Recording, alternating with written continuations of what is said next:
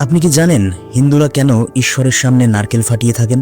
প্রথম দেখায় এটি কেবল একটি প্রথা মনে হতে পারে, কিন্তু এই কাজের আড়ালে লুকিয়ে আছে মানব মন ও শক্তির এক গভীর বিজ্ঞান।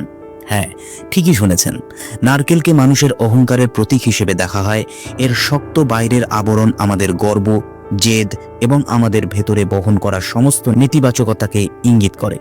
যখন এটি দেবতার সামনে ফাটানো হয়, তখন তা সেই অহংকারের সমর্পণকে প্রকাশ করে এবং শক্ত খোলস ভেঙে ভেতরের বিশুদ্ধ সাদা অংশটি উন্মোচিত করে। কিন্তু দাঁড়ান, এর থেকেও চমকপ্রদ তথ্য আছে।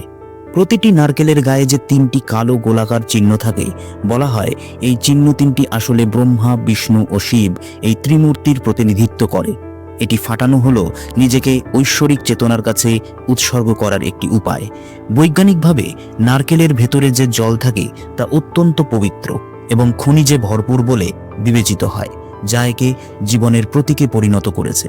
প্রাচীন ঋষিরা অন্য যে কোনো ফলের চেয়ে নারকেলকে বেছে নিয়েছিলেন, কারণ এটি সহজে পচে যায় না এবং দীর্ঘ দূরত্বে বহন করা যায়, যা একে বিশুদ্ধতা ও পূর্ণতার এক নিখুঁত উপাচারে পরিণত করেছে। আপনি কি নারকেল ফাটানোর পেছনে এই গভীর সত্যের কথা জানতেন? কমেন্টে আপনার মতামত অবশ্যই জানান। আর এই রকমই ইন্টারেস্টিং বিষয় জানতে পুরাতন চ্যানেলটিকে সাবস্ক্রাইব করে রাখুন। জয় সনাতন, জয় ভারত।